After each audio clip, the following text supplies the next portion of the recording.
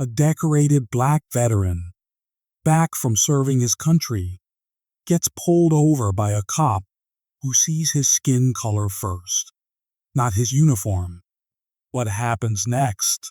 A racist judge, a rigged system, and a courtroom moment so shocking it left everyone speechless. But karma? Oh, karma wasn't done yet. James Carter, a 32-year-old Army veteran from Atlanta, Georgia, had just returned home after serving 2 tours overseas. He thought coming back to the U.S. would mean respect, safety, and a fair shot at life. But one night, driving home from his job as a mechanic, his life took a sharp turn. In a small town just outside Atlanta, James was pulled over by Officer Dan Harris. At first, it seemed like a routine traffic stop, maybe a broken taillight or a rolling stop. But things quickly escalated. Officer Harris approached James' car with an aggressive tone, asking for his license and registration. James, calm and respectful, handed over the documents. But Harris didn't stop there. He asked James to step out of the car, claiming he smelled something suspicious. James complied, confused but cooperative. What happened next was shocking. Harris began searching James' car without consent, and within minutes, he claimed to find drugs in the glove compartment. James knew they weren't his. He hadn't touched drugs a day in his life. But before he could protest, he was handcuffed and arrested. The charges were serious: possession of illegal substances with intent to distribute. James was thrown into a cell, his military service and clean record meaning nothing in that moment. His court date came quickly, and that's when he met Judge Harold Thompson. Thompson had a reputation in the town for being harsh, especially toward black defendants. James' lawyer, Marcus Lee, tried to argue that the search was illegal and the evidence planted, but Judge Thompson shut him down at every turn. The body cam footage that could prove James' innocence? Thompson ruled it inadmissible, claiming it was irrelevant. The system seemed rigged. James, a man who had risked his life for his country, was now facing years in prison for a crime he didn't commit. The courtroom felt like a trap, with every door slamming shut in his face. But James wasn't the type to give up. He knew the truth, and he was determined to fight, not just for himself, but for every person who'd been wronged by a broken system. The question was, could he find a way to expose the corruption before it was too late? As James sat in his cell, his lawyer, Marcus Lee, got to work. Marcus was a young, determined attorney who had seen his fair share of injustice. He knew the odds were stacked against them, but he wasn't about to let James become another statistic. Marcus started by reaching out to a local journalist, Sarah Mitchell, who had a reputation for uncovering corruption. Sarah was intrigued by James' story. A decorated veteran being railroaded by the system? It was the kind of case that could expose something much bigger. Sarah began digging. She filed public records requests, interviewed witnesses, and even tracked down other people who had been pulled over by Officer Dan Harris. What she found was alarming. Harris had a history of targeting black drivers, especially in predominantly white neighborhoods. Multiple complaints had been filed against him for racial profiling, but they'd all been dismissed by internal affairs. Sarah also discovered that Judge Harold Thompson had a pattern of siding with law enforcement in cases involving black defendants. It was as if the system was designed to protect itself, no matter the cost. Meanwhile, Marcus was fighting in the courtroom. He filed motions to have the body cam footage admitted as evidence, but Judge Thompson denied every request. Marcus even brought in an expert witness to testify about the inconsistencies in Harris' report. But Thompson dismissed the testimony as speculative. It felt like they were running into walls at every turn. But Marcus didn't give up.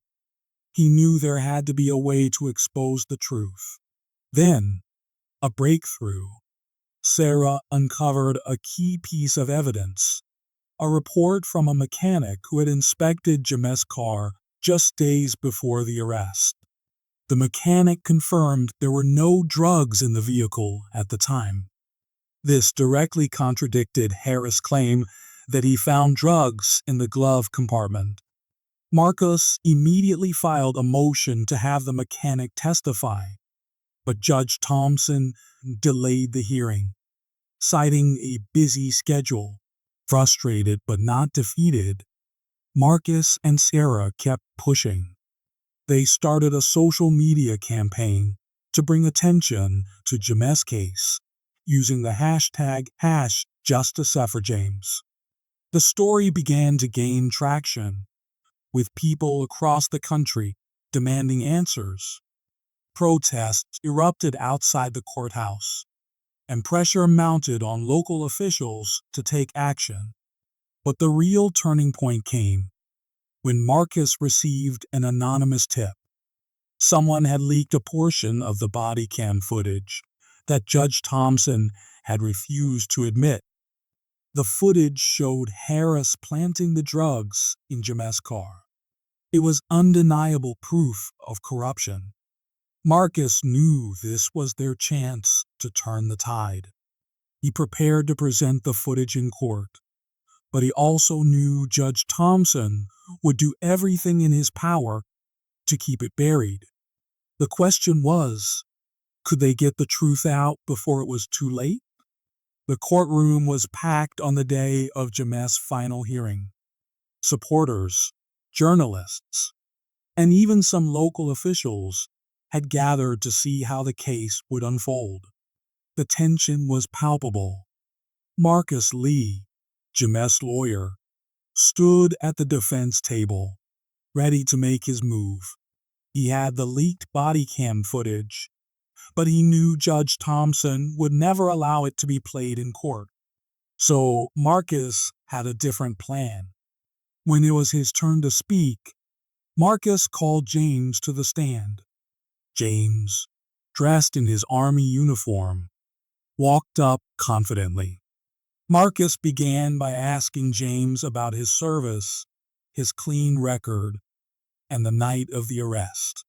James spoke clearly, detailing how he had been targeted and framed.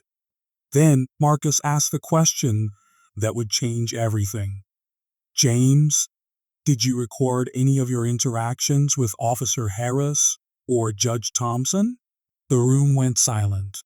Judge Thompson leaned forward, his face tightening. James nodded and pulled out his phone. He explained that, after the arrest, he had started recording every interaction with law enforcement and the court, fearing he wouldn't get a fair trial. Marcus asked him to play the recordings. The first clip was from the night of the arrest. Officer Harris' voice came through loud and clear, using racial slurs and threatening James. The second clip was from a private conversation between Harris and another officer, where they joked about teaching James a lesson. But the most damning clip was from a meeting in Judge Thompson's chambers. The judge could be heard saying, "We can't let people like him think they can win. It sets a bad precedent." The courtroom erupted. People gasped, and some shouted in outrage. Judge Thompson slammed his gavel demanding order. But it was too late. The truth was out. Marcus turned to the judge and said, "Your Honor, this evidence proves that my client was targeted because of his race, and that this court has been complicit in that injustice." Thompson, visibly shaken, tried to dismiss the recordings as inadmissible, but the damage was done. The journalists in the room were already live tweeting the revelations, and the story was spreading like wildfire. The prosecutor, realizing the case was falling apart, moved to dismiss the charges against James. But James wasn't done. He stood up and addressed the courtroom directly.